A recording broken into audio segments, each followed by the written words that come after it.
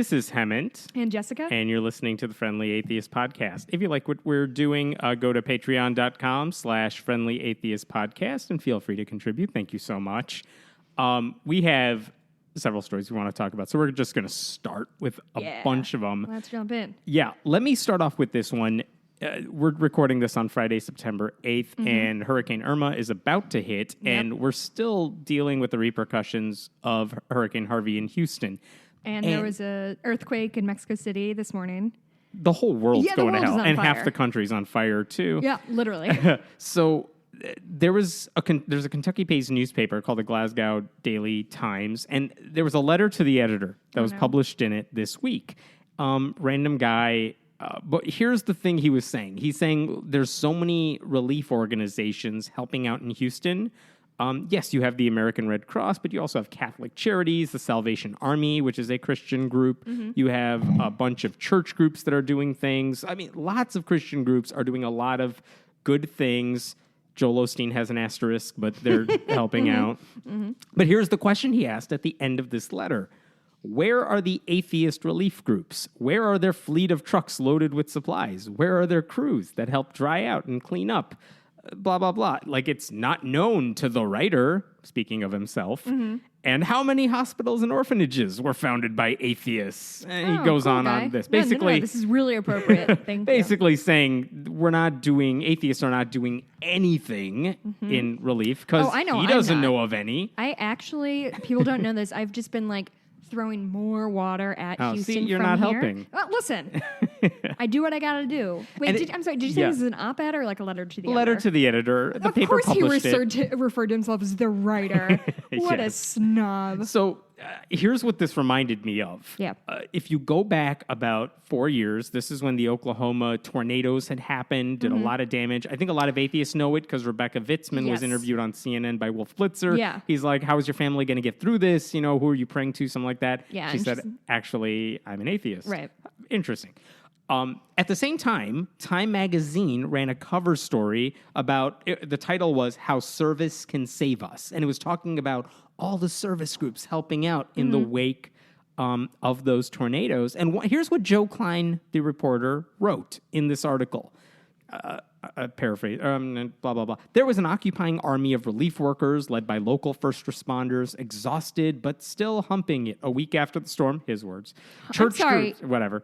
We'll skip that. Okay. It's another conversation. Church groups from all over the country, funny how you don't see organized groups of secular humanists giving out hot meals, and there in the middle of it all, blah, blah, blah, is this other group. It's as an aside, he just felt the need to say, I don't see any atheists over here.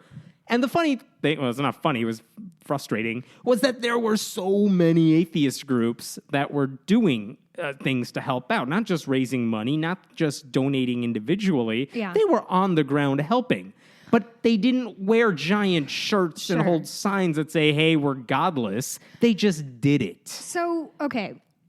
I feel like there's two ways to kind of view this. One would be that we should be lauded because when we are doing this work, we're not doing it under the for adulation, for any credit of any kind. We just get in and do the work.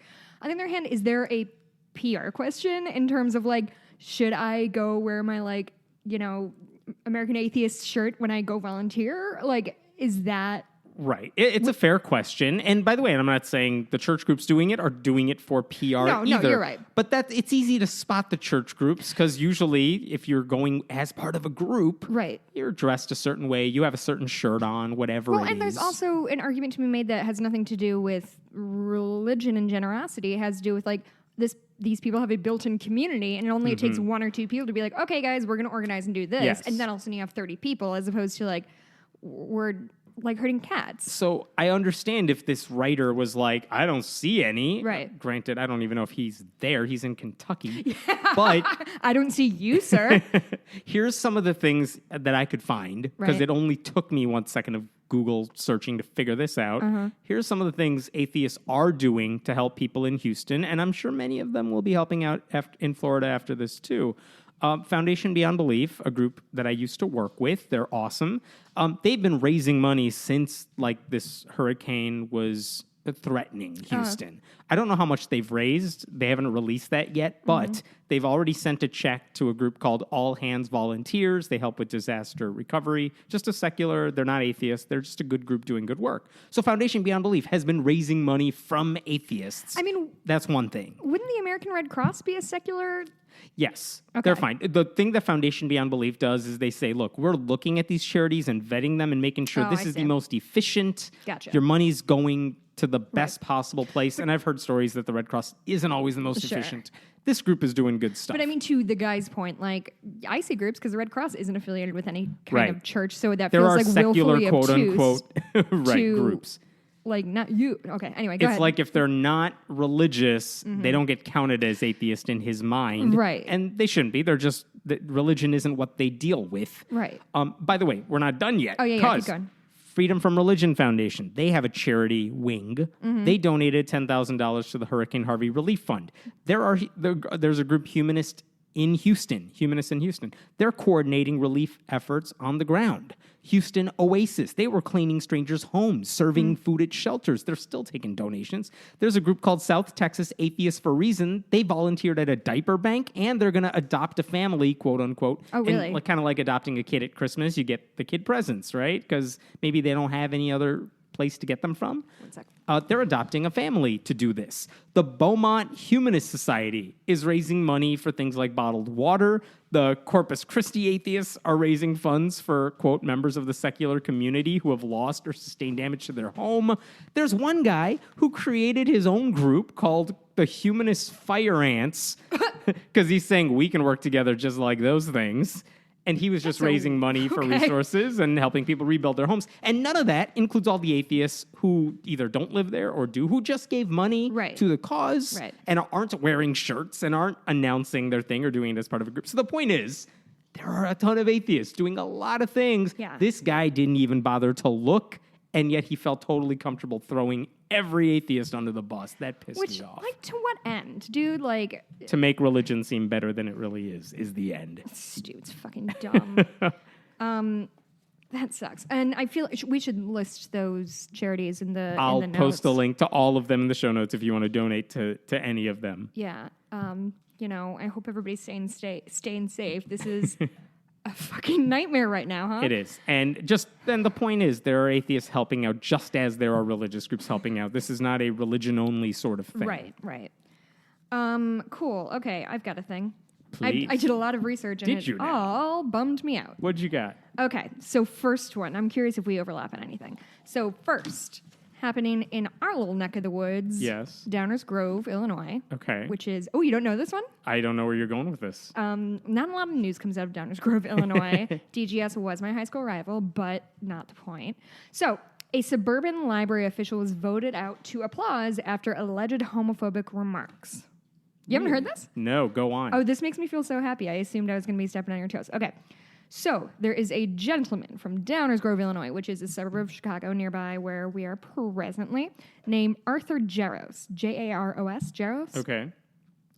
So, he allegedly told... so, there was some talk about where a library staff's purview is with regard to diversity. So they were having like a whole kind of deal of this is what diversity inclusiveness looks like. You should be aware of this when kids are coming in, yada, yada, yada. And he said, super chill dude, library staff should protect children from exposure to homosexual lifestyles. And he's on the board of the library. Correct. So he was unanimously voted out. To applause. Like, there's video of it that everyone's like, later, dog. It's a lot of he said, she said, but the gist of it is that he said, quote, we should reject any inclusion people and people different from straight white people. Now, he denies this. So this, allegedly he said this at the League of Women Voters of Downers Grove, Woodridge, and Lisle, which are all suburbs around So he here. said this stuff at some sort of private organization's meeting. He denies it all. He denies it all. He said the league's account of his comments were inaccurate. He doesn't deny saying it. You know what I mean? But he said... But those words exactly in that order. So what he said was, I never said the word white, quote, and I never said the word reject, and I'm sure I didn't use the word straight. So that is in regard to that quote. Well, goodbye anyway. Right. So he's filing a lawsuit against the League of Women Voters. He's saying that it's defamatory. He said that he's being called racist. He never said that. He did say in an interview with the Tribune that the children's section of your library should be operated under a different set of principles and that, quote, young children should not be exposed to materials that may confuse them about their sexual identity without parental consent. So even if he didn't say those exact words, he fucking sucks. Like, he's a bad guy. I mean, it's not like they have sex manuals in the children's section. We're talking about like Heather has two mommies is what he doesn't like. That's exactly the kind of thing that these are children's books at. that simply portray gay people as humans. As humans who exist in the world. Yeah. And I think that's the thing that we see time and time again, and we're going to get to that in a story I have later, of this thing of like, oh, I'm not against gay people. I just don't want to see them or hear from them or have to acknowledge that anybody different than me exists. And it's a dumb and naive way to live your life. He also has super cool kids. His son and daughter-in-law, Kurt and Michaela Jaros, requested to have a children's book about gay pride removed from the West Chicago Public Library. The library subsequently denied the request. Good. So it's one of those, I guess I should have saved this to the end because I have so many bummers. This is actually kind of like, that guy sucks, but like... But he got voted out. Yeah, at least And I the feel library like that's said no to his, kid's request? Son and daughter-in-law. Yeah. There is something, and as little as this makes me feel better, it is great that this guy is now like your racist grandpa. You know what I mean? Like, it's no longer, in many places, and I'm not saying it's true everywhere, like a place like Downers Grove is, it's relatively liberal. It's a suburban it's suburban area. Chicago.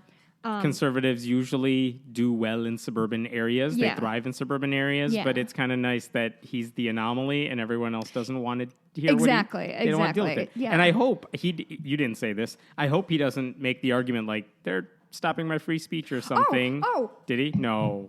Sorry. Hey, I'm so sorry. I skipped a bullet point. It wasn't a thing that he said, but this woman, Jeanette Ward, who I believe is also on the board, I watched a super cool interview with her on NBC5 Chicago, and she said, are you ready for this? I'm listening. It's super excellent. It's right out of the textbook. On the one hand, they need to have diversity, but the most important diversity is the diversity of thought. Yes, bigotry doesn't matter in that. Yeah, That's not diversity of thought. That is a thing. Hate speech doesn't mean it's free speech. That's Like, exactly what the right. And I hell? feel like that is a thing I see time and time again of like, just because I have an opinion different than yours means that you think I'm bad or whatever. And it's like, no, well, when my opinion is gay people are humans and your opinion is we need to hide them, like, those aren't the same opinion. Because your opinion is actively trying to repress a human, and mine is like, hey, don't do that thing. Those aren't equatable. Right. That's crazy. So yeah, Jeanette Ward. Really. People. So if we're talking about LGBT stuff, I'm going somewhere with this. It's a different story altogether. But so in a few weeks, I hope I can announce a project that I've been working on for a really, really long time with one of the writers at Friendly Atheist, Camille Barajic.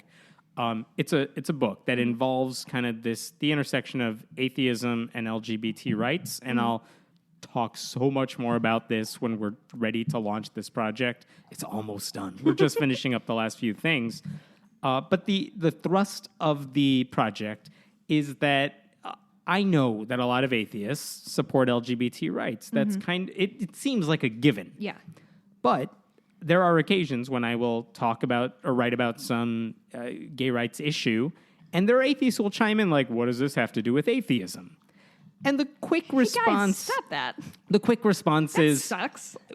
Why are LGBTQ rights blocked in any sort of way? And almost certainly the answer is religion. Right. And if you're fighting against religion and the effects it has and the damage it does... This is something you ought to care about. Yeah, it should. And it goes to basic humanity and things like that as well. And that's kind of the argument Camille's making in this book that she's working on. Just, no, you have to care about this. It's important. So I was thinking about that when I saw that Donald Trump said he was planning to rescind DACA protections for all those children of immigrants who came here through no fault of their own. They're not doing anything wrong because then they wouldn't be part of that program. They're in the military. I saw articles about them helping people in Houston. I think somebody drowned trying to save somebody. I mean, they are as part of the country as anyone else. And Trump is saying you may lose your protections and then you're going to get deported to where, who knows, because they didn't live anywhere else, many of them. Or at least if they did, it was when they were like 2. Right. So where are they going to go? They don't speak that language. I saw that article. And one of the questions I was wondering is, I wonder if any atheist groups are going to speak out about this or say anything about this, because I don't know the answer to that. I don't know that they would consider this part of the things they comment on, because they don't comment on everything. Yeah, I mean, I can see that's definitely not really under the scope of religion. I mean, that definitely just edges into just liberal politics. Yes, and so this is the question. It's not directly tied to religion, but to me, the argument to make on the other side of that is, one, it goes to humanity. Sure. That what Trump is doing is cruel. Yes. And if you don't think there's an afterlife where things are going to get better, you ought to be making life better for people here on Earth. This is just cruel policy. Yes. So on that ground, you could speak out and say, this is just mean to people who are part of our national family. On the other hand, on the other side of that, you have like you can make an economic argument that this goes to critical thinking. If people say, look, they're taking our jobs, they're not. Jobs are not a zero-sum game. Like, the economy is better. Yes, they have a job, and you can have a job. They're paying taxes. So you can make an economic argument in their favor. You could make these cases that they are helping us in so many ways. So, I mean, on the side of critical thinking and math and economics, like, as atheists, what is our overarching goal? I would say it's not just religion. It's to be reasonable, promote critical thinking. So that was the other side of this. Like, maybe atheists could speak out on that front. And so there were only a couple of groups that said anything. And I do want to mention them. Like, American Atheists, Dave Silverman, the president there, said, as atheists, we know it's only through human action that the lives of those in our community can be improved. There is no question that DACA has improved the lives of all these people. This is about more than politics. This is about our shared humanity, celebrating the contributions of all Americans, blah, blah, blah. Our country is made stronger by immigrants. I have no doubt, he said, that countless DACA recipients were brought to our nation because of our commitment to religious freedom, religious equality, and government neutrality. I fight to protect those commitments, and I will fight to protect those who come to the U.S. in search of them. That's interesting. Good. The American Humanist Association, their executive director, Roy Speckhart, said basically the same thing. This is another resolution among a string of decisions this administration has made that either fail to take into account the negative consequences on real human beings or do so regardless of those consequences. It's inhumane, is what the AHA said. So on those grounds, they could make these statements. And by the way, the comment thread on the article that I posted about that is full of people saying, and on Facebook too, it's just full of people saying, who cares? Why are atheists interested in this? Atheists don't have to be liberal. Atheists don't have to be Democrats. Atheists don't have to have an opinion as a group about this sort of issue. Which, I mean, I would argue that David Silverman isn't saying all atheists think that. He says the American Atheist, his group is saying that. So, that is exactly right. If you want to be a person who's going to turn around as 800,000 people get deported for really no particular reason, then like... Or because you think the children should be punished for the crimes of their parents, or that they came here illegally, therefore none of them should be here. Right. If that's how you feel, I would argue that, no, it's not reflective of atheism, and you're right to your opinion. I think it's garbage, but like you're right, you absolutely have a right. Just because you're an atheist does not mean you need to be liberal. Right. You can make that argument that this is separate from the atheism, or my atheism says I believe in whatever logic and reason, and here's where my conclusion leads me to, okay. Or I'm a humanist and I believe that like we shouldn't treat humans like they're trash. Yeah. So this is the argument, and I would love to hear from people, not necessarily about this issue specifically, but how do you make that argument? Because I heard the same thing when it comes to abortion rights, because there are pro-life humanists out there who say, I haven't heard this good argument or anything, but this is what they'll say, I accept science, I believe in the humanity of all living things, I believe the living part of that starts at conception, and that's why I want to protect it.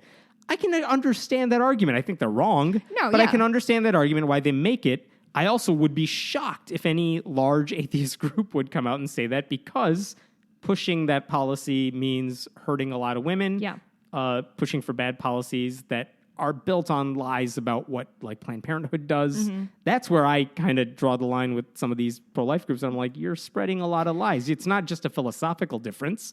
You're making these arguments for why we should close down abortion clinics that make no sense. Right. They're not reasonable to me. Yeah, because I think I'd be willing to buy the sort of pro-life argument if... And maybe they in the name of atheism or humanism, you're saying. But if they're promoting contraception and promoting sex education and not simply anti-abortion, like to me, the anti-abortion thing is almost a separate issue because there are some things we could do to reduce abortions, and they don't seem interested in that. And it's the same argument to make for a lot of evangelicals. If you want to reduce abortions, guess what? Under Obama, they were reduced because they focused on education, sex education, access to birth control. Dropping condoms from helicopters. Yes. So anyway, the question I'm asking anyone listening is, how do you make that case, or is that a bad case to make? Which is to say, inspired by your atheism. Why are you an atheist? It's for critical thinking, logic, reason. Inspired by those things, or inspired by your humanism, how do you make the argument that, where do you draw the line? What issues fall under that umbrella? But not all atheists are critical thinkers. There are definitely atheists who are into alternative medicine and conspiracy theories that aren't necessarily founded on facts. You're absolutely right. And I think there's not a single atheist I know who is interested in this sort of topic that would fail to speak out against that. Who would say, oh, you're an atheist, but you believe in ghosts? That's ridiculous. That makes no sense because we believe in evidence. We believe in reason and logic, and there's an explanation for this. No one would hesitate to say that, I think. But that's about like alternative medicine and ghosts. That doesn't necessarily have to do with God. Or it's easier to make that case. Maybe I'm getting too pedantic, but to me saying, oh, you're an atheist that believes in ghosts, that makes no sense.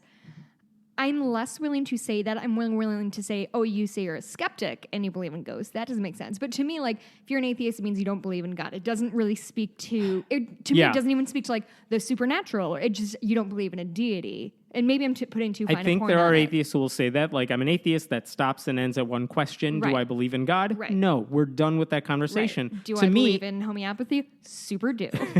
To me, the bigger issue is, well, why are you an atheist? Atheism isn't the end-all, be-all of what I'm trying to push for and what I think a lot of atheists who are advocating for that. If you just stop believing in God, my work is not done. Right. It's about critical thinking and how you think and going to the bigger issue. And I think there are a lot of atheists who wrongly just say, well, I don't believe in God, therefore I don't have to think critically about these other things, and I don't have to have good reasons. And to me, that seems like you're missing the point. Yeah. And I would hope atheists who conquered kind of the toughest question of them all would just put the same sort of evidence and look at the same logic in all these other areas. Anyway, I'm interested in how people would make that case. Sort of on the same track as DACA, did you hear about Steve Bannon's Charlie Rose interview? Yes, it's not out yet as we make this, but clips are out. But I sure did watch some clips. He had one with regard to DACA as it relates to his Catholicism. Rose said that Cardinal Dolan, I can't find his first name. Timothy Dolan is, wants to keep DACA in place because he thinks that's in line with their Catholic views. So Steve Bannon was sort of rambling. When you translate things Steve Bannon said, just like when you translate things that Trump said, it's inscrutable. So he said they have an economic interest. They have an economic interest in unlimited immigration, unlimited illegal immigration, because they need illegal aliens to fill their church is the first thing. And Rose said, boy, that's a tough thing to say about your church, which is super excellent interviewing. I approve. What Bannon said was, as much as I respect Cardinal Dolan and the bishops on doctrine, this is not doctrine. This is not doctrine at all. I totally respect the Pope and I totally respect the Catholic bishops and cardinals on doctrine. This is not about doctrine. This is about the sovereignty of a nation. And in that regard, they're just another guy with an opinion. Which, really? I believe Stephen Colbert was like, hey, Bannon, you're out of the White House. You're another guy with an opinion, too. Yes, and also, you're saying that about a pope? If you're a Catholic and you think the Pope is another guy with an opinion, what do you believe anymore? Like, at what point? What point does he? It's just. And I think Dolan and I don't know if the Pope said anything. I think Dolan responded or something by saying, this is who we are. We help people. This is what we do. Right. So that's why. We're not interested in filling seats for the sake of it with legal immigrants. Yeah. That's not what we do. Yeah. And just one last thought on... Leave it to Bannon to not understand his own religion or not idiot. care about what his own religion teaches. And to kind of, one more point on DACA, just in general, just personally, it is something that's kind of hit close to home in my family. My brother, who was on the show a couple weeks ago, teaches in Southwest Chicago, and he has a lot of undocumented students in his classes, and I know most of them personally, and I know it doesn't matter that I know them. Like, they're still human beings, but when you put a face, like, there's this girl who I've known, she's been in my brother's homeroom for 4 years. She is kind and sweet and smart and talented and is undocumented, and we're not only ruining people's lives, but we're exporting talent. We're getting rid of bright and kids with powerful futures for no really good reason. Out of spite. That's exactly right. And it's so, call your senators. I've called mine. Yeah, we're lucky, though, in Illinois. We have senators who care about this issue. Yeah, a lot it does of them sort are of like, feel like... screw the kids. Yeah, it does kind of feel a little bit like patting them on the back of, like, just reminding you, good job. Keep being awesome, Tammy Duckworth, Dick Durbin. Did you see Tammy Duckworth broke her prosthetic leg? She was like on a rowing machine and she snapped her leg. Oh no! It was a really cool picture. But anyway, yeah, and there's so much going on right now, and there's so many things pulling our attention, and I just hope this doesn't fall through the cracks. Hopefully not. And we do something that history is not going to be kind about. And that's my. All right, I'm going to transition then to Yeah. Ken Ham, because I feel the need to here. Let's talk about people who should be deported. Ark Encounter. For a long time, we knew that the state of Kentucky was giving them a sales tax rebate. If you don't have Ark Encounter numbers in front of you right now, I have them right here. Do you?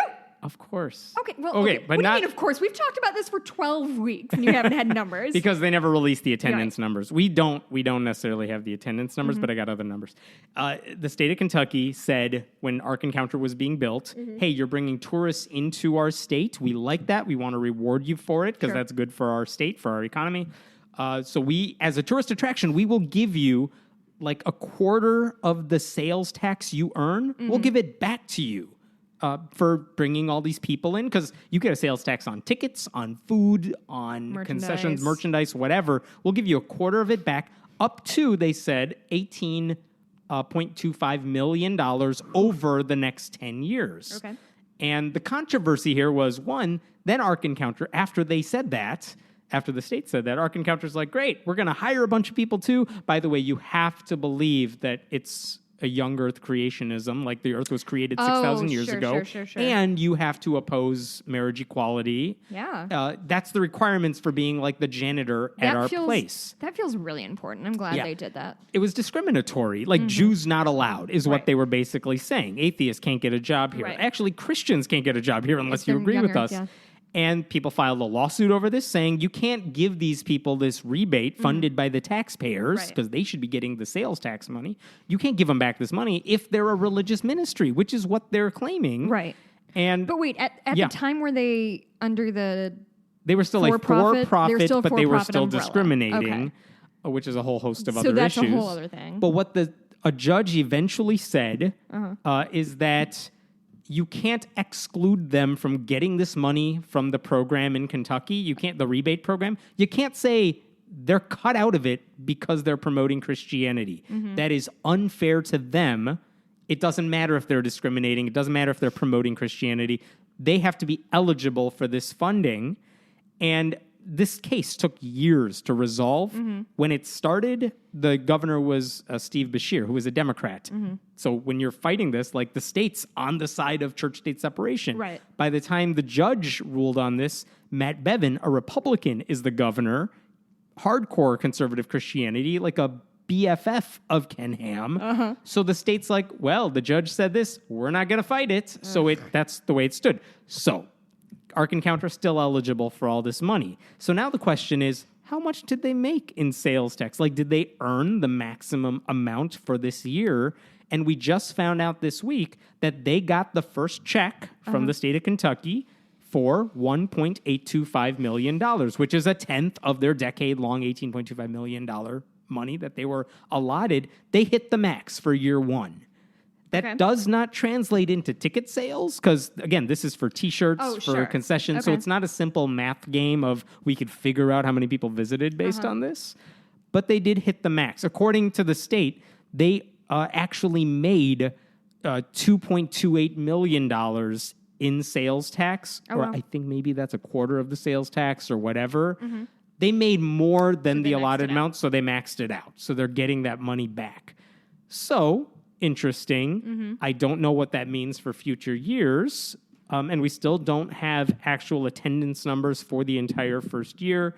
But there you go. They hit that amount finally.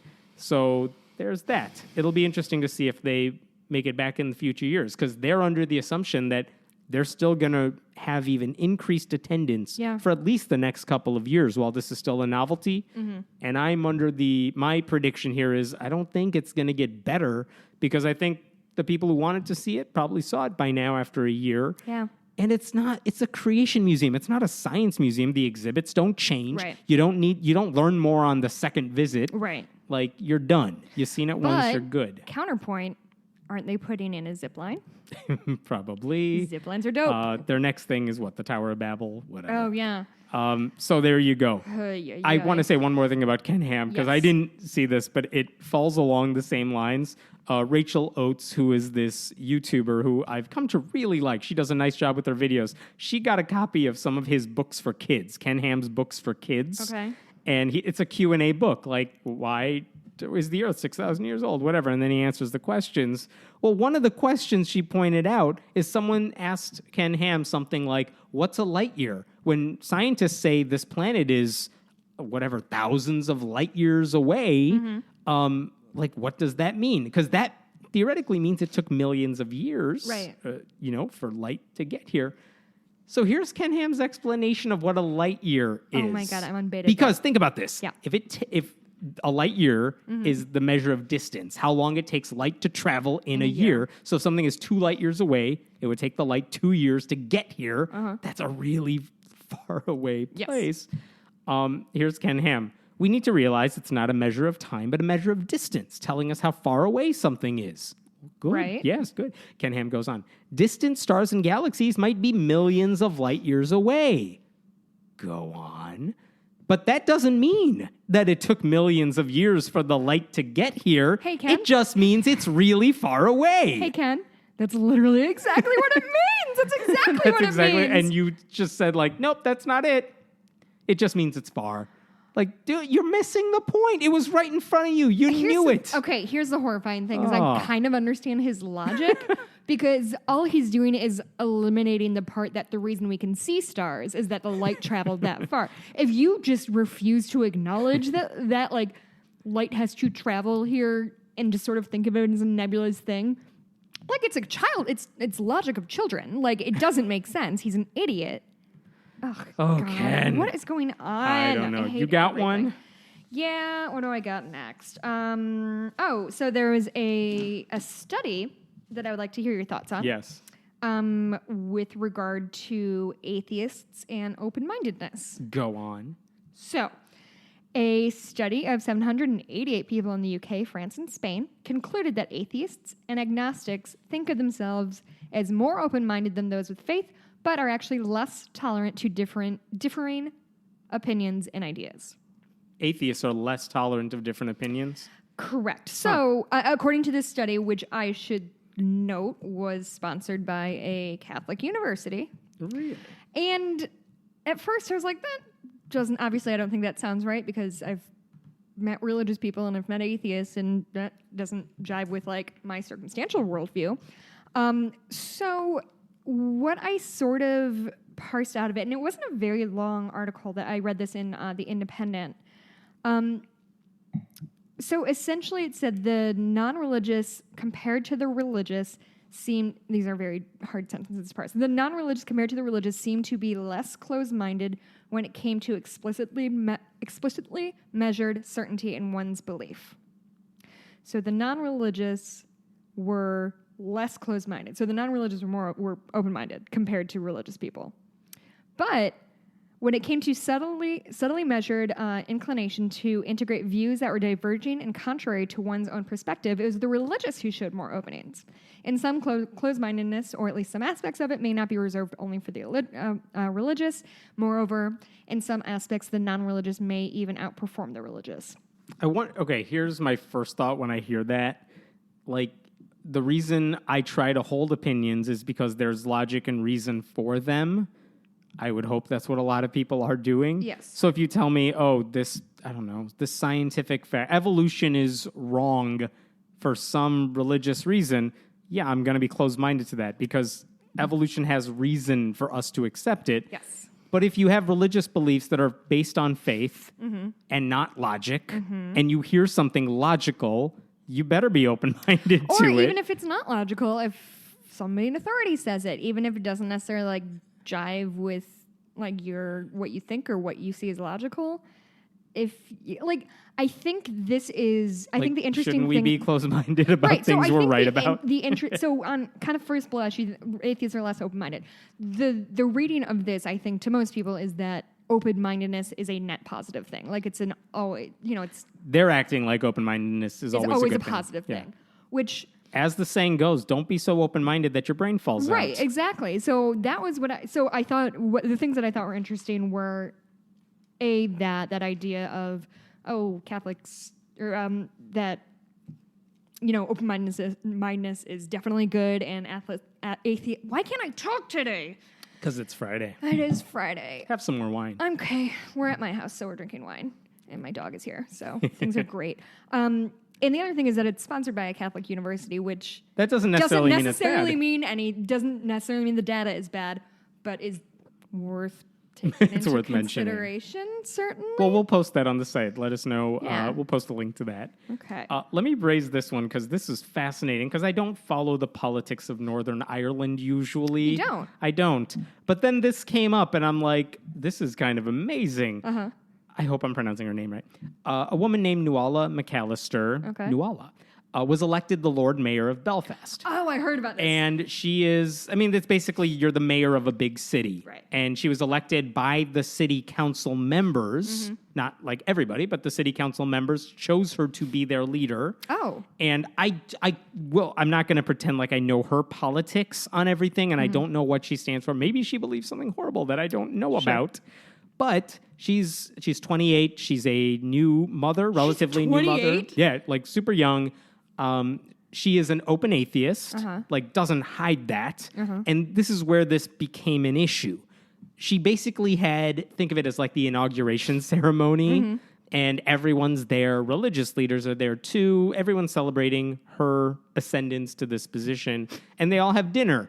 And usually in that position, someone says grace, and then everyone eats. Well, she didn't ask anybody to say grace. Just dug in. She just dug in. Girl. I'm sure she said, all right, let's eat, whatever. But that was it. She just skipped the grace part of it, and people flipped their shit. Of course they did. She didn't draw attention to it, by the way. But this is the moderator of the Presbyterian Church in Ireland. There was no grace on the program, and the master of ceremonies didn't call anyone to lead the gathering in grace. I don't know why that didn't happen, but maybe it's a sign of the times. Said another person. This is the worst thing that's ever happened to that guy ever. Free Presbyterian minister. I'm very annoyed at this very sad state of affairs. It shows how far we've departed from our Christian heritage when we can't even offer a simple thanks for food.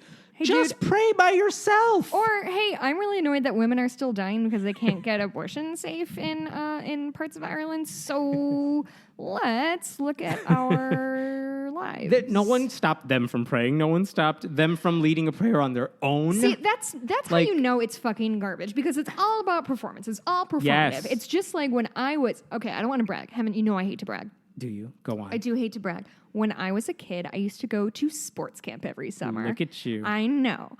So it was in Loris in Dubuque, Iowa, I think. Anyway, Loras is a Christian college. And so every day we would, you have like group meals with your campers. We were staying at the Loras College like dorms, and you had to say grace before you were excused to go get your food. And literally, and like, it wasn't a requirement. It's been a while. It has been a while. I'm an adult now. Nobody makes me pray ever. But literally, it would be like 13, 10-year-old girls being like, good food, good drink, good God, let's eat. And that was our prayer. And they're like, super, you nailed it. You guys are the best prayers of all time. Like, it's so like transparently performative. Yeah. And by the way, there's a Bible verse. What is it? Matthew 5 and 6, something like that. I'm going to get it wrong. Me? But it says, like, if you're going to pray, don't do it quietly. Do it quietly. You don't have to make a show of it. Yeah. And McAllister even said, this is unconnected to that event, but she said beforehand, her goal is to promote a Belfast that is open, welcome, and inclusive. That means not singling out like one religion as if it's the one that she doesn't even believe in. Right. Like what can be less? So to me, I would think it would be even more insulting if somebody who didn't believe in the religion still saying a prayer, because that seems disingenuous. It's disingenuous, and it's lies on its face. If you know about me, if you know about Jessica that I don't believe in God, and I still am like, God bless this food, like, I am lying. Isn't that what we want to avoid in politics? For what it's worth, I reached out to her office to see if she would do an interview with us. I have not heard back, but it was worth a shot, I thought. Let's go to Ireland. Done. We'll do it on the road trip. Yes. We'll get one of those duck boats from Boston. Yes. This was, if we're talking about religion, here is another story that... We're talking about religion. Good segue, Thank you. It's unique.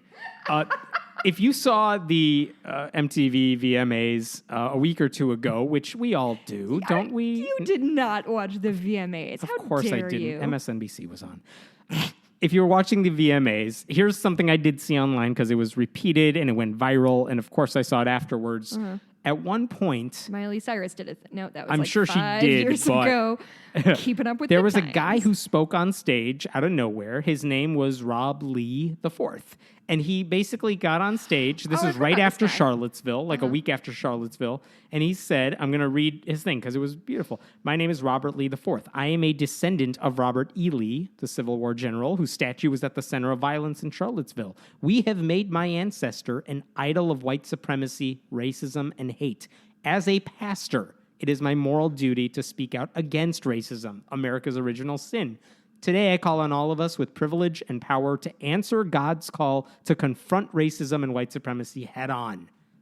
Wow. Yeah, it was awesome. That guy was incredible. That is amazing. I thought it would. There was like some like college sports announcer whose name was Rob Lee. And there was. Different issue. We're going to take you off the air for a minute. Different issue. Different issue. This guy said that. It was amazing. Wow. Why am I talking about him more than like a week later? Guess. Tell me. Yes. His church. No.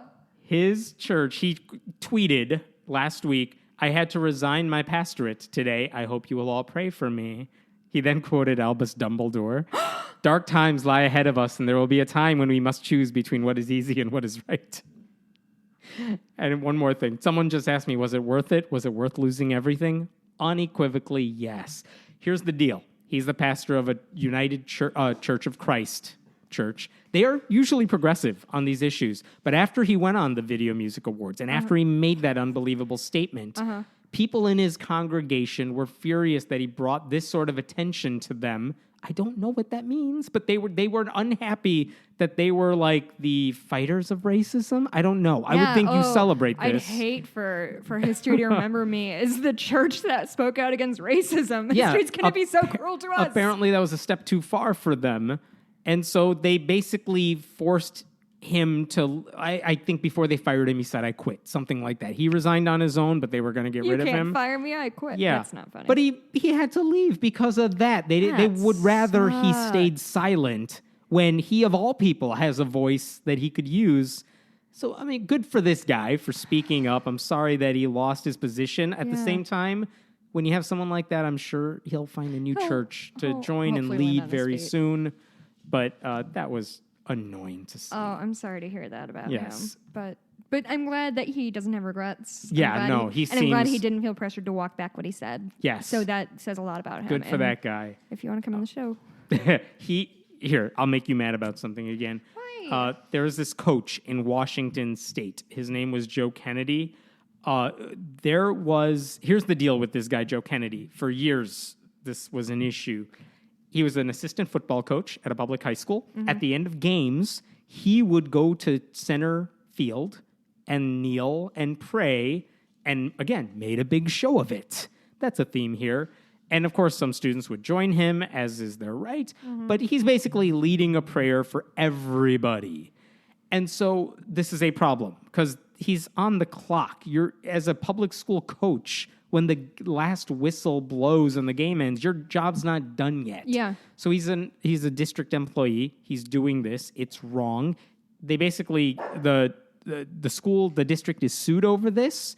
They basically take the side that what he's doing is wrong. Good. They don't renew his contract. I'm sorry, let me make sure I get this right. He was warned by the district, don't do what you're doing. He did it anyway. Oh. He didn't have his contract renewed the following year, so he sued the district. You unfairly got rid of me. Joe Kennedy lost in court, and then he appealed. Then he lost again at the appeals level, where they're like, the school had every right to do what they wanted with you. Yeah. So this is this guy. Especially if the fact that it's a contract renewal and not like a firing of a tenured teacher, that to me is extreme. Okay, but exactly. So he lost his appeal. That happened recently. Okay. That he lost his appeal. So the Christian Broadcasting Network, Pat Robertson's network, they interviewed the president of Focus on the Family, Jim Daly, like a conservative Christian leader. They interviewed this guy, and they wanted to know what he thought about Joe Kennedy and his stance. And I was amazed, even despite what I'm sure I thought I expected him to say Joe Kennedy was doing something good for those kids, leading them in prayer. It was wrong for them. I thought that's what he was going to say. Sure, that's kind of his brand. Yeah. Here's what he basically said. It's egregious that the government would rule against a coach who's trying to do all he can to help these boys. I was one of those boys back when I was 15 who had no father, like millions of other young girls and boys today, basically saying, I had no father figure in my life. Joe Kennedy was a father figure to these boys, giving them this character, and the school fired him. It was wrong. I needed a guy like that in my life. These kids lost that guy in their life, but then he went on. It was pivotal to have a coach that taught me character, and then he went on. To me, it seems, speaking of the district, they would rather see me with a heroin needle in my arm or having a premarital affair with some girl in high school or an out-of-wedlock baby. I'm tired of it. In other words, this guy was preaching Christianity, and the only alternative to that is not neutrality. What?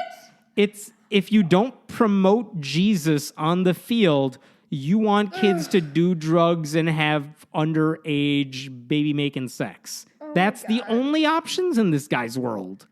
That's unbelievable. Only Christians can teach kids good characters, is what he's saying. And by the way, Jim Daly, he's supposed to be like the mainstream moderate leader of Focus on the Family after James Dobson, who was like the furiously anti-gay guy who used to run the group. Jim Daly's supposed to be the more sensible guy.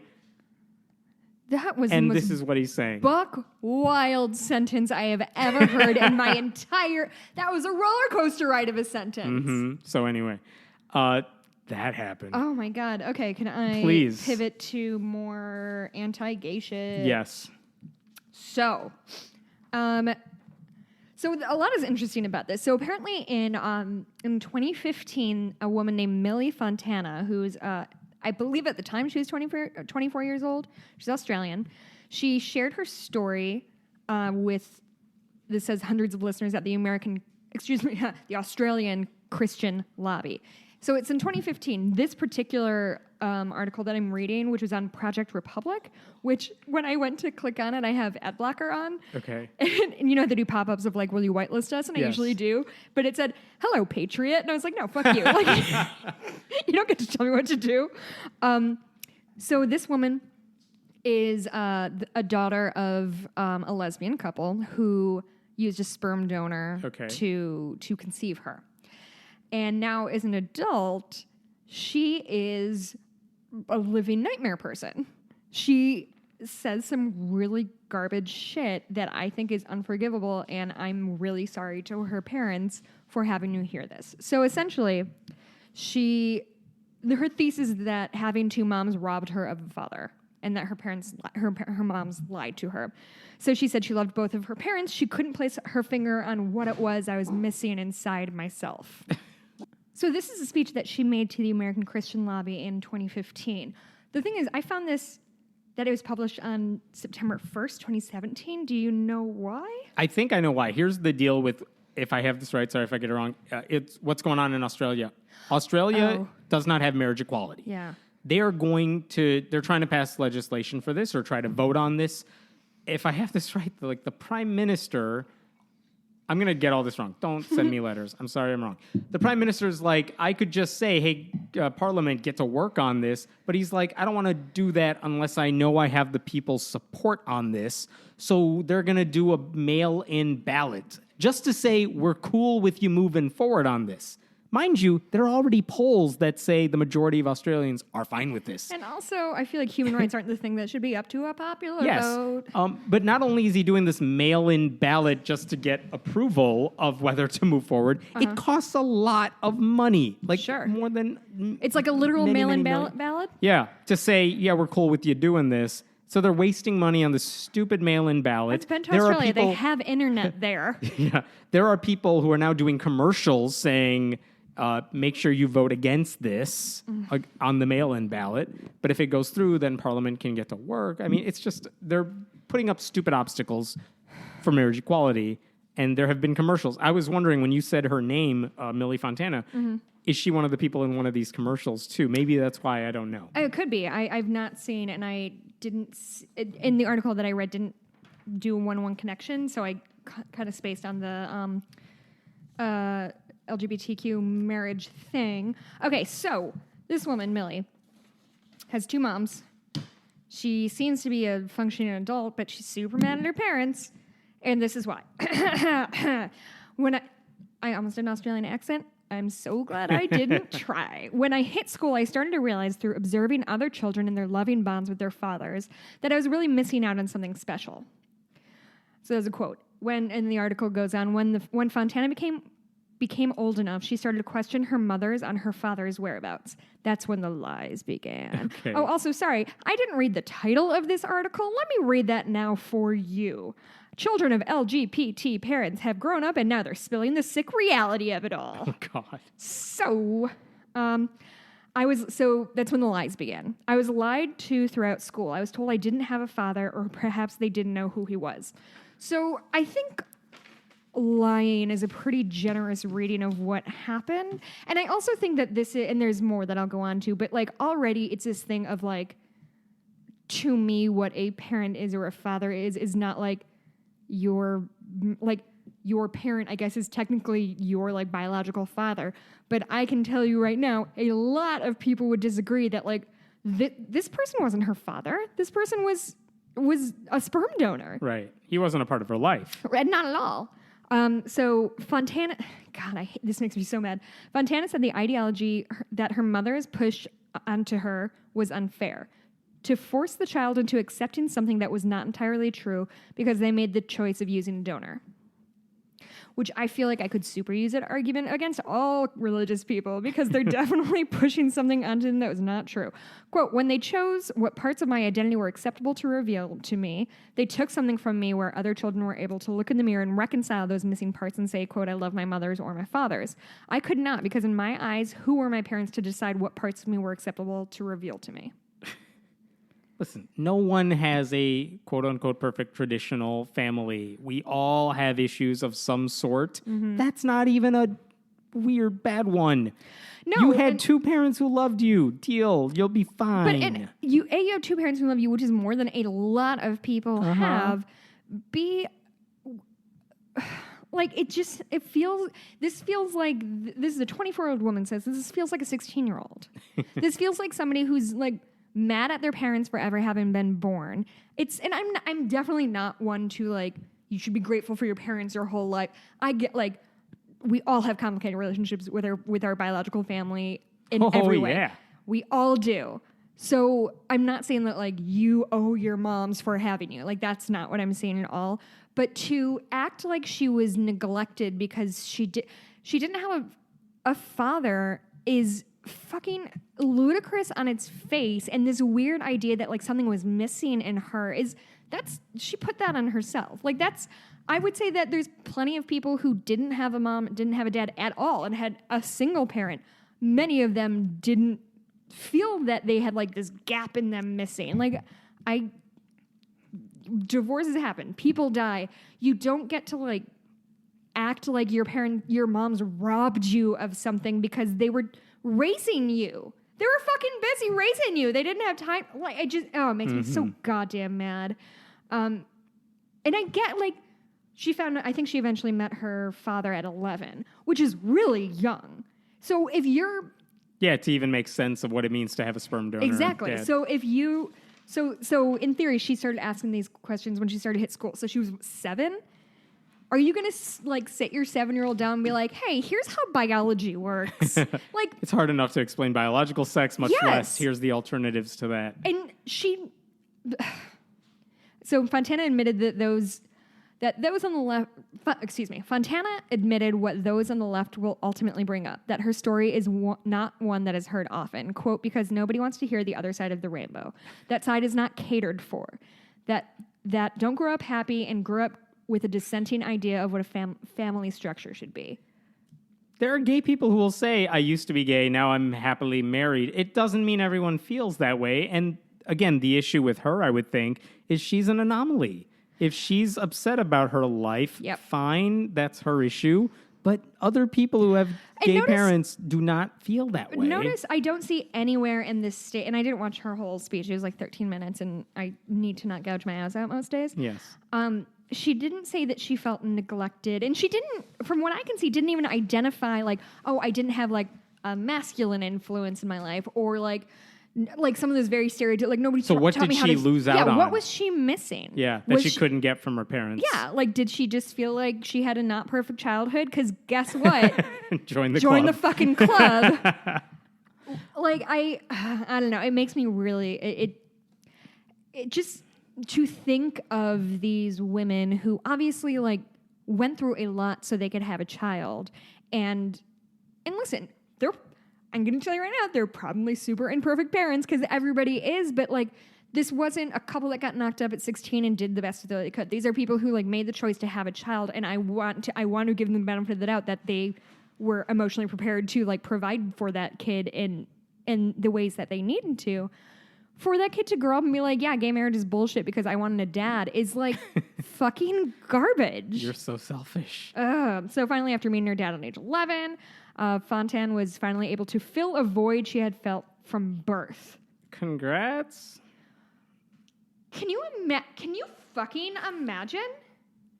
The fucking nerve of this a void that she's... I don't know why this is making me so mad because there is nothing about this that I can particularly relate to. Like, it just oozes of like ingratitude and this sort of gross, I didn't have a picture book childhood and that's my mom's fault. For bringing me into existence. Yeah, how fucking dare they? As she explains so powerfully, human nature can't be denied by political correctness, like jerk-off motion, shut.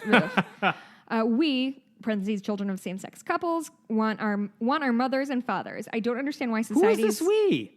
Who is she speaking Children for? of same-sex... It says in the parentheses. It says in the parentheses, you don't get to speak for all of them. I don't understand why society is so fiercely rejecting such a natural concept that is acceptable in every other family structure. And then the closing of this garbage article by Project Republic. Hey, Patriot, this is reality. They didn't say, "Hey, Patriot." That was I was editorializing. I gotcha. This is the reality, and it's time someone takes a hard, long look at what the LGBTQ community should be doing when it comes to raising children. This isn't a knock at gays. I'm going to take a I referenced this earlier.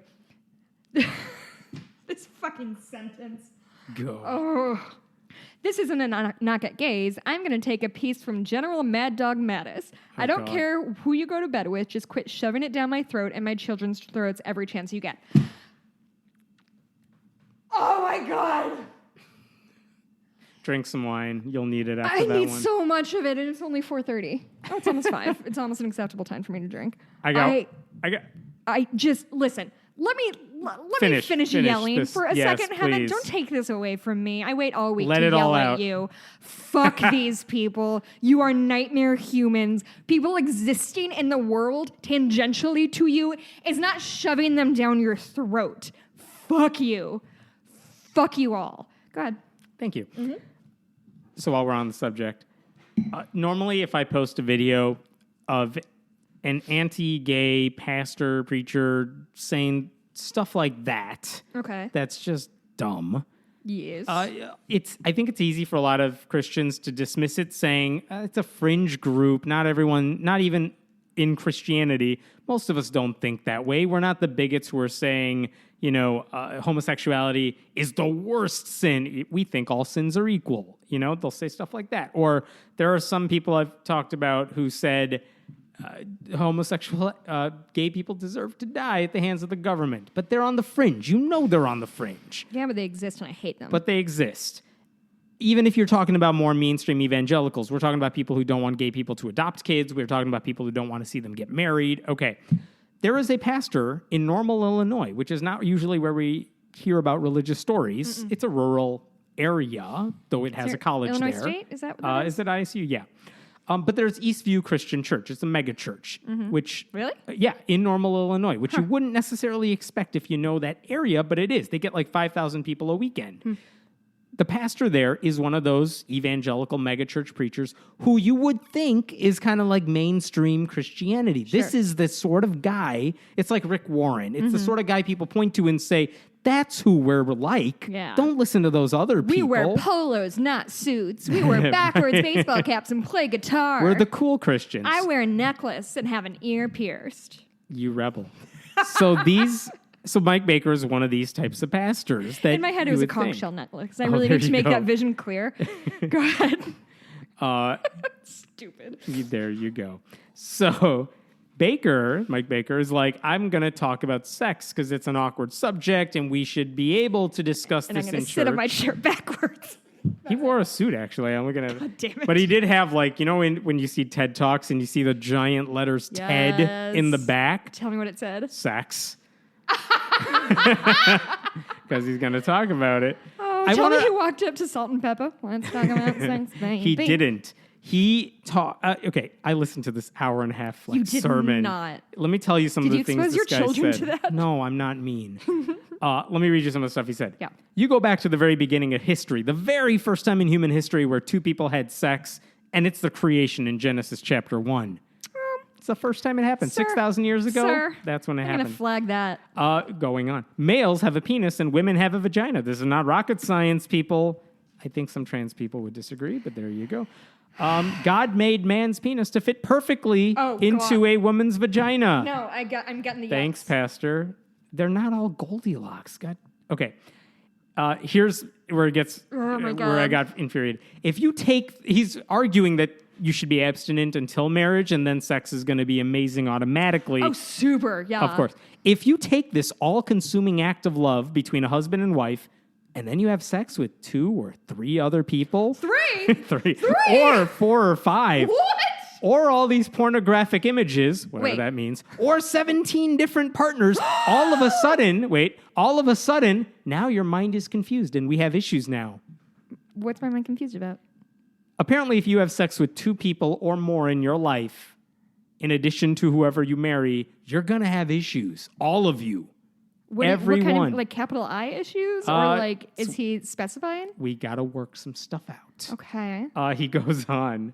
I mean, I would add, if you had sex with that Citation many people, needed. probably at least one of them was, a bad lay. So those are Right. issues. That's a different story. I think he's saying if you were happy and you had sex with more than one person, nope. No. You're really not. No, you he have knows issues, better than you do. sir.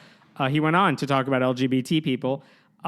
When he's talking about transgender people, they all say, I'm quoting him, they all say, I'm born this way. There's nothing I can do about it. I was born this. I'm sorry, he's talking about LGBT people, not just trans. I was born this way. Now, nearly 50% of people in that community say, I wasn't born this way. I just choose this way. It's the way I'm going to be. It's my choice, and you can't say anything to me about it. Okay. 50%. When he says 50%, do you think he's just pulling that number out of the air and like assigning it, or do you think he's like reading some garbage report? I thought very carefully about this because I wondered the same thing. I'm like, because there's no citation on the website. They had sermon notes, but it wasn't in there because I looked. They don't cite their sermons? I'm fucking shocked. So I was I'm watching, I'm like, I don't think he's the guy that's just trying. He seems genuinely concerned about this issue to the point where I don't think he's trying to pull these numbers out of his ass. I think he's getting it from somewhere, but I can't for the life of me understand where he's getting this from because that's so fake that, like, where would you get that number from? Yeah, and I think... I'll give him the benefit of the doubt. You got it from somewhere else. You didn't just make it up. But where? I have no idea. Here's the thing. Even if he is right, so fucking what? Yeah, right. It doesn't matter. He went on. Now, some of you are saying, yeah, but I feel this way. I feel like I was born this way. I feel like I'm a guy, but I really should have been a girl. Blah, blah, blah. I would ask you to consider some other things. Maybe it has something to do with the way I was raised. Maybe the environment I was raised in. Maybe a feeling of inadequacy or a feeling of loneliness. Just consider that what you feel is not your reality, is what he says to trans people. He has never talked to an openly trans person. No. I'm moving down because this is what he said next. Then he talked about porn and why it's a horrible, horrible thing. Again, where is he getting these numbers from? I don't know. Mm-hmm. Porn is abusive. There are no two innocent people having sex on the camera. 85 to 90% of the people have been kidnapped, forced into it.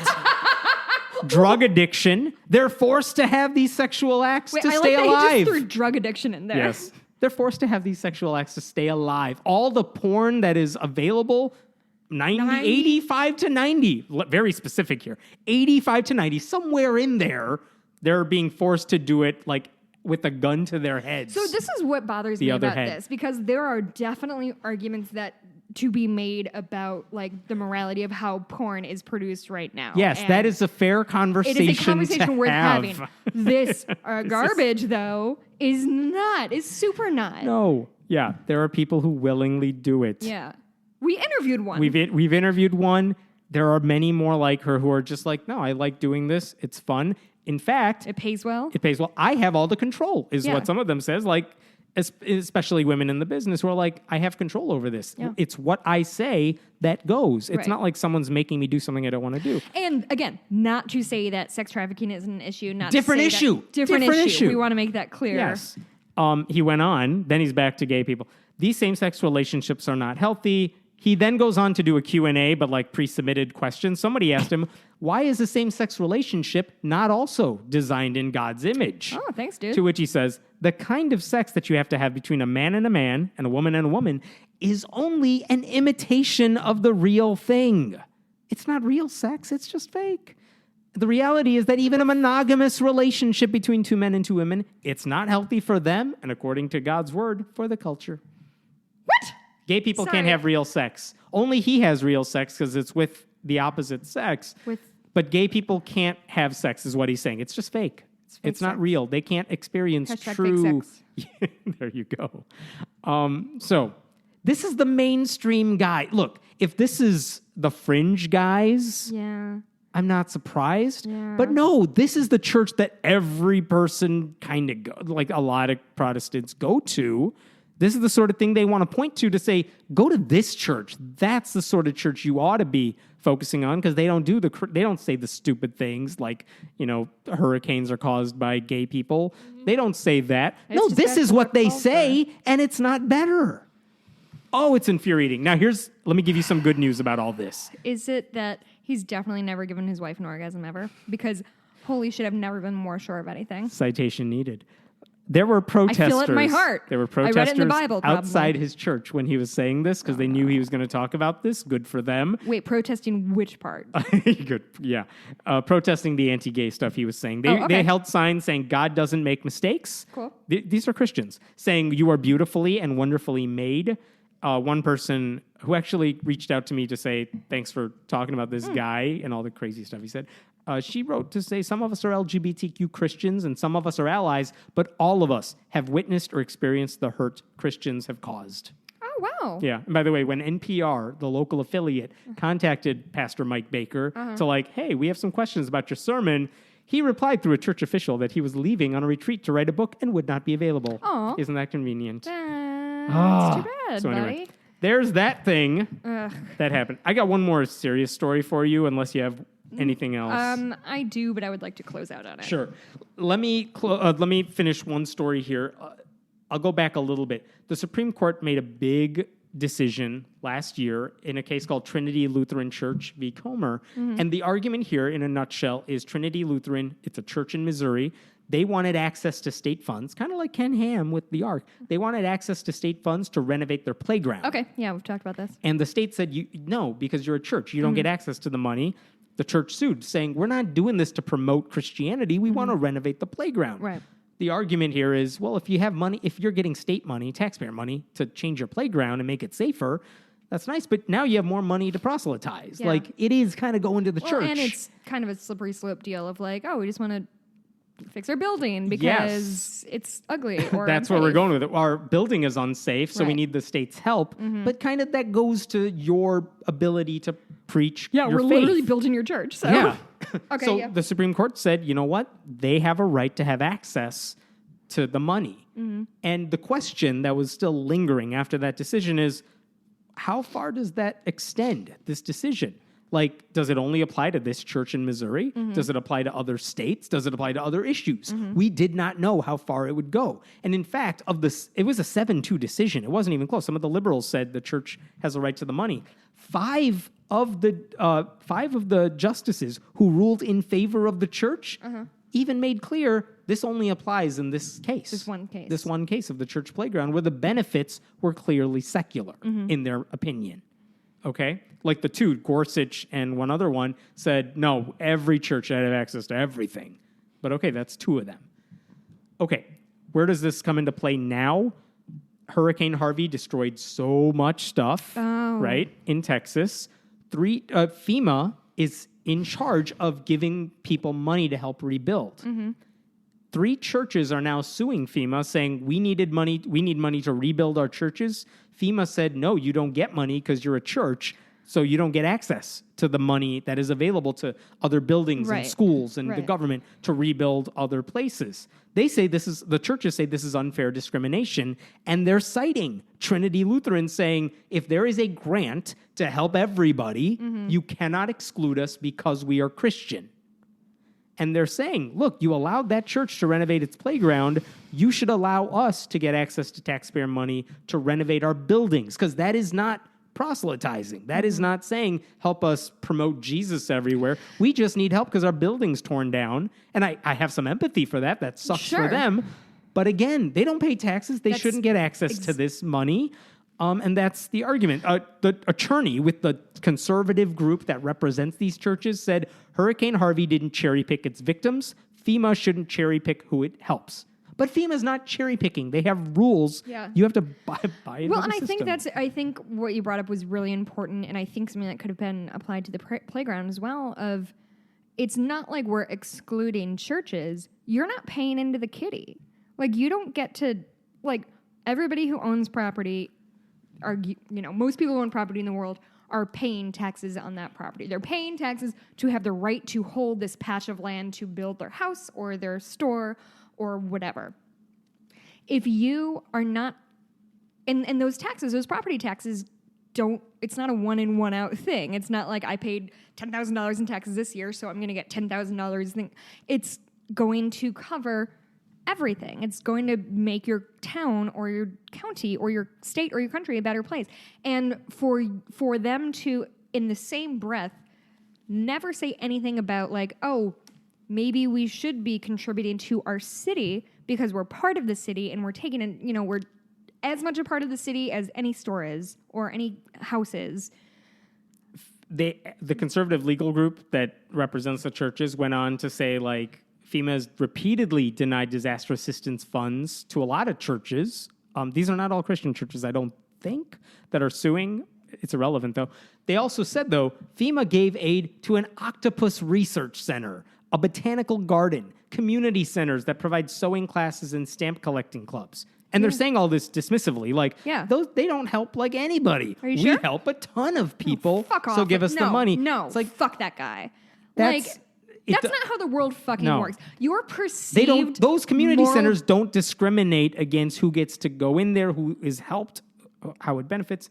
No, and your perceived fucking moral contributions to this society are A, garbage, and B, not the same thing as providing an open door for a whole fucking community. If you want money, you had to either pay fucking taxes like the rest of us to get these government resources, or open your fucking coffers. Tell your people they need to donate and rebuild your building. That's how fucking churches work. If you're going to tithe people 10% of their income, what the fuck are you doing with that money if not upkeeping your house? Or getting insurance on your church. And even if FEMA gives to nonprofits, other nonprofits, let's just be clear, other churches do not play by the same rules as other nonprofits. No. They do not have to disclose how much money they take in, where it all goes, how much everyone gets paid. They do not have to disclose that. Whereas, like the ACLU or the NRA or any other nonprofit group, they do have to disclose all of that to the government in exchange for the tax exemption. Churches get a special privilege of not having to do that. So they're not playing by the same rules. That's why this should... So I don't know what's going to happen with this lawsuit, but it's the first time that that I've seen that a group is using that Trinity Lutheran decision that was so narrow and applied to this one church. Specifically said it was narrow. And now they're trying to use it in a much larger context. It's going to have to be decided soon because in Houston, they only have 30 days to apply for the benefits. So they're going to have to make a decision on this soon and make it kicked up to a higher level. Who knows what's going to happen? And I don't want to sound like I'm heartless. Like, I do feel for these people who are in these horrible situations after this natural disaster. I do, but I think there is the right. So many people are so fond of this personal responsibility thing, but to me, this is very much we want to get the benefits and put nothing into it. Yeah. All right, close this out. Oh God, this is gonna be rough. Okay. So there is a guy, and I saw this morning, and it made me really fucking mad. His name is Andrew Tate. I think he is some kind of light heavyweight kickboxing world champion. Okay, so I follow this super closely. He's got a check mark on Twitter, so he's famous, more relevant than me. So he tweeted out a whole thread about depression. And I just want to read the first tweet, and I just want to give some thoughts because I want to use this weird platform that we have to reach out to people. So what he said is depression isn't real. You feel sad, you move on. You will always be depressed if your life is depressing. Change it. Oh, yeah, just like that. So his thread goes on to say basically if you're fat and you're depressed because you're fat, then you're lazy. If you're whatever. So I last night found out that a friend of mine passed away. Sorry to hear. The details surrounding his death are murky, but he was 25 and dealing with some shit. And people like this who either stigmatize or dismiss mental illness as being a thing that we need to pay attention to and that can hurt people, I think is extraordinarily dangerous. And I've mentioned on the show a few times, I deal with depression. I'm on antidepressants. I'm in therapy. Mental health in my family is not strong. We have a long history of depression in my family. And so with that said, I just want to take kind of this opportunity and this small platform that we have to say that if you're feeling depressed and you don't know why, or you're having oppressive thoughts, or you're having thoughts of suicide, get help. It's real. I spent my first year in therapy basically saying my life isn't that bad. I didn't earn depression. And I think a lot of people feel that way too. If you need help, get help, and don't be afraid. And seriously, fucking email us. Like, if you feel like nobody will listen to you, reach out to whoever you can, because you guys are awesome and deserve good things, and don't let monsters like this guy make you feel ashamed to get help. Just stay well and stay safe. Sorry. So that's my thing. You can close us out. I got nothing. We're done. Okay. You know where to reach us. We'll talk to you next time. Okay. Bye.